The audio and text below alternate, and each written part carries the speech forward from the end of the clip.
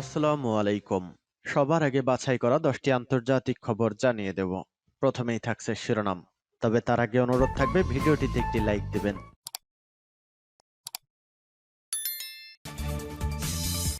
জানিয়ে দেব সর্বশেষ আপডেট আন্তর্জাতিক সংবাদ। শুরুতে শিরোনাম। পারমাণবিক অস্ত্রবাহী ভয়ঙ্কর সারামত ক্ষেপণাস্ত্র যুদ্ধের জন্য প্রস্তুত করল রাশিয়া।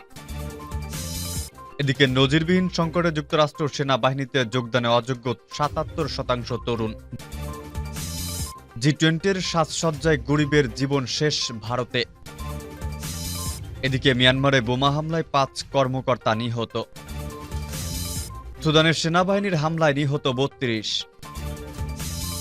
সর্বশেষ জানিয়ে দেব ভারতের জি-20 সম্মেলন যে ৫ কারণে আসছে না সি। এতক্ষণ শুনছিলেন সংবাদ শিরোনাম, এবারে বিস্তারিত। আজকের সংবাদ সম্পর্কে আপনার মূল্যবান মতামত কমেন্ট করে জানিয়ে দিন কোন স্থান থেকে আমাদের সংবাদ শুনছেন এবং দেখছেন। পারমাণবিক অস্ত্রবাহী ভয়ঙ্কর সারামত ক্ষেপণাস্ত্র যুদ্ধের জন্য প্রস্তুত করল রাশিয়া। পারমাণবিক অস্ত্রবাহী অত্যাধুনিক সারামত ক্ষেপণাস্ত্র যুদ্ধের জন্য প্রস্তুত করেছে রাশিয়া। প্রয়োজনে যে কোনো সময় ব্যবহার করা হবে। রাশিয়ার মহাকাশ গবেষণা সংস্থা রসকমস বিষয়টি নিশ্চিত করেছে। কাতার ভিত্তিক সংবাদ মাধ্যম আল জাজিরার প্রতিবেদন থেকে তথ্য জানা গেছে। রাশিয়ার যে কোনো স্থান থেকে যুক্তরাষ্ট্রের ভূখণ্ডে আঘাত হানতে সক্ষম এই ক্ষেপণাস্ত্র ২০২২ সালের এপ্রিলের শেষ দিকে ক্ষেপণাস্ত্রটির পরীক্ষা চালানো হয়। সে সময় ক্ষেপণাস্ত্রটি রাশিয়ার উত্তর পশ্চিমাঞ্চলের প্লেৎস্কো থেকে উৎক্ষেপণ করা হয়। পরে এটি প্রায় ৬,০০০ কিলোমিটার দূরবর্তী রাশিয়ার পূর্বাঞ্চলের কামচাটকা উপদ্বীপের নির্ধারিত লক্ষ্যবস্তুতে আঘাত হানে। সারামত সিরিজের এই আন্তঃমহাদেশীয় ব্যালিস্টিক ক্ষেপণাস্ত্রগুলোতে ১০টি বা তার চেয়েও বেশি পারমাণবিক অস্ত্র যুক্ত করা সম্ভব।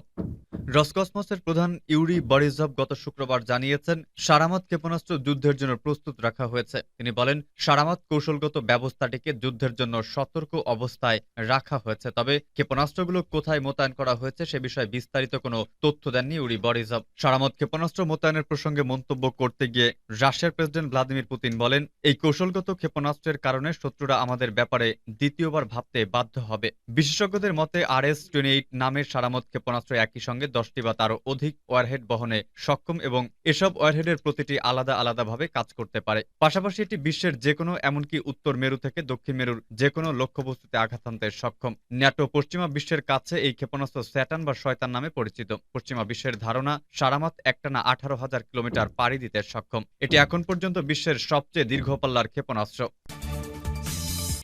নজিরবিহীন সংকটে যুক্তরাষ্ট্র সেনাবাহিনীতে যোগদানে অযোগ্য ৭৭% তরুণ। যুক্তরাষ্ট্রের সামরিক বাহিনীতে নিয়োগের ক্ষেত্রে নজিরবিহীন সংকট দেখা দিয়েছে। স্বাস্থ্য, শিক্ষা, রাজনৈতিক ও সামাজিক চ্যালেঞ্জের মুখে অধিকাংশ আমেরিকান তরুণ সামরিক বাহিনীতে যোগদানের শর্তে পাশ করতে পারছে না। ফলে চীনের মতো অন্যান্য শত্রুদের মোকাবেলায় মার্কিন বাহিনীর যুদ্ধ প্রস্তুতি দুর্বল হয়ে পড়তে পারে। আজ বুধবার এক প্রতিবেদনে সব তথ্য জানিয়েছে এশিয়া টাইমস। চলতি বছরের মার্চ মাসে আমেরিকার মিলিটারি নিউজ জানিয়েছে, ২০২০ সালের মার্কিন সেনা সদর দফতর পেন্টাগনের এক গবেষণায় দেখা গেছে, কোনো ধরনের ছাড় না দিলে ৭৭% তরুণ আমেরিকান সামরিক বাহিনীতে যোগদানের ক্ষেত্রে যোগ্য বলে বিবেচিত হয় না। এশিয়া টাইমসের খবরে বলা হয়েছে, নিয়োগের ক্ষেত্রে অযোগ্যতার মধ্যে প্রধান কারণের মধ্যে স্থূলতা, মাদক ও অ্যালকোহলের অপব্যবহার, স্বাস্থ্যগত ইস্যু, ২০১৩ থেকে ২০২৩ সালের মধ্যে মানসিক স্বাস্থ্য ও স্থূলজনিত কারণে অযোগ্যতার হার বেড়েছে। নতুন সেনা সদস্য নিয়োগদানের চ্যালেঞ্জের কথা মার্কিন প্রতিরক্ষা দপ্তরও স্বীকার করেছে বলে জানিয়েছে আমেরিকান মিলিটারি নিউজ।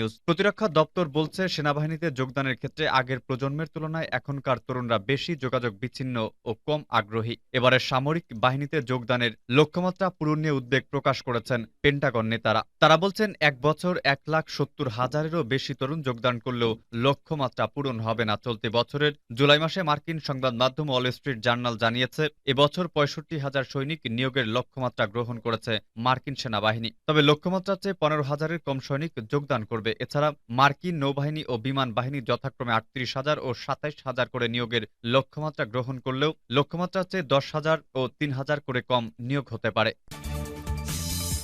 জি-20-র সাজসজ্জায় গরিবের জীবন শেষ ভারতে। জি-20-র শীর্ষ সম্মেলনকে সামনে রেখে ঢেলে সাজানো হয়েছে ভারতের রাজধানী নয়াদিল্লিকে। একসময় রাস্তায় হাঁটার অংশগুলো অন্ধকারাচ্ছন্ন থাকলেও এখন সেগুলো আলোকিত। শহরের ভবন ও দেওয়ালগুলো ছেয়ে গেছে উজ্জ্বল মুরাল এবং গ্রাফিতিতে। এখন সেখানে রোপণ করা হয়েছে ফুলের গাছ। কিন্তু শহরের গরিবেরা বলছেন, ভারতের বিভিন্ন শহর থেকে যেভাবে কুকুর কিংবা বানরদের বিতাড়িত করা হয়, ঠিক সেভাবেই তাদের দিল্লি থেকে তাড়িয়ে দেওয়া হয়েছে।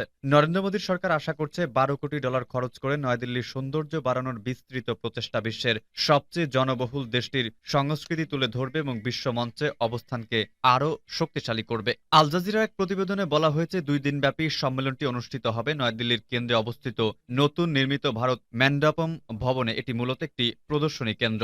আশা করা হচ্ছে এই সম্মেলনে উল্লেখযোগ্য সংখ্যক বিশ্ব নেতা যোগ দেবেন। G20 গ্রুপে বিশ্বের সবচেয়ে ধনী 19টি রাষ্ট্রের পাশাপাশি ইউরোপীয় ইউনিয়নও রয়েছে।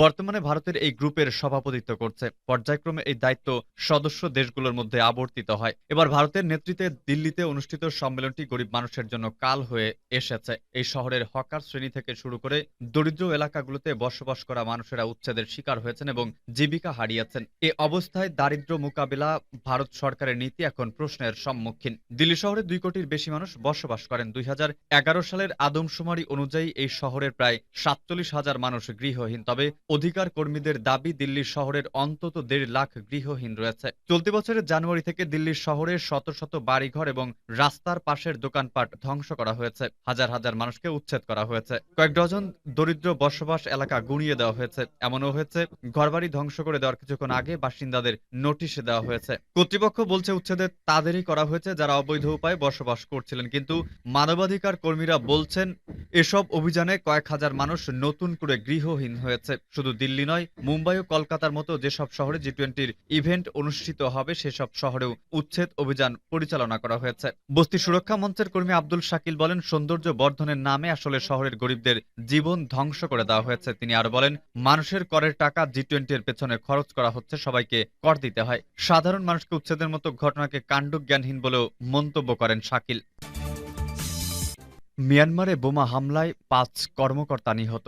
মিয়ানমারের সীমান্তবর্তী শহর মারাওয়াদিতে বোমা হামলায় অন্তত 5 সরকারি কর্মকর্তা ও নিরাপত্তা কর্মকর্তা নিহত এবং 11 পুলিশ সদস্য আহত হয়েছেন। আজ সোমবার কয়েকটি সূত্রের বরাতে সব তথ্য জানিয়েছে ফরাসি বার্তা সংস্থা AFP। এপির খবরে বলা হয়েছে, রোববার সন্ধ্যায় মাওয়াদি শহরের একটি ভবনে 2টি বোমা বিস্ফোরণ হয়। ওই ভবনে জেলা পুলিশ ও সাধারণ প্রশাসনের কার্যালয় অবস্থিত। প্রথমবারের বিস্ফোরণের পর কর্মকর্তারা নিরাপত্তা ব্যবস্থা জোরদার করলে আরও 2টি বোমা নিক্ষেপ করা হয়। 5 জন নিহত এবং 11 পুলিশ সদস্য আহত হয়েছে। নিহতদের মধ্যে একজন সামরিক কর্মকর্তা, 2 জন পুলিশ কর্মকর্তা এবং প্রশাসন বিভাগের 2 জন কর্মকর্তা রয়েছেন। আহত 11 পুলিশ কর্মকর্তার মধ্যে 5 জনের অবস্থা গুরুতর। সুদানের সেনাবাহিনীর হামলায় নিহত 32। সুদানের সেনাবাহিনীর হামলায় অন্তত 32 বেসামরিক নাগরিক নিহত হয়েছেন। এ সময় আহত হয়েছে অনেকে। গত এপ্রিল থেকে দেশটিতে চলমান সংঘাতের মধ্যে একদিনে সর্বোচ্চ নিহতের রেকর্ড এটি। মঙ্গলবার বিক্ষোভকারীদের আইনজীবীরা এমন দাবি করেছেন। বুধবার বিক্ষোভকারীদের পক্ষ থেকে এক বিবৃতিতে বলা হয়েছে, মঙ্গলবার সুদানের প্রসিদ্ধ শহর ওমবাদার পার্শ্ববর্তী পশ্চিম আমদুরমান এলাকায় গোলাগুলি হয়েছে। এছাড়া আশেপাশের বিভিন্ন এলাকায় কয়েকটি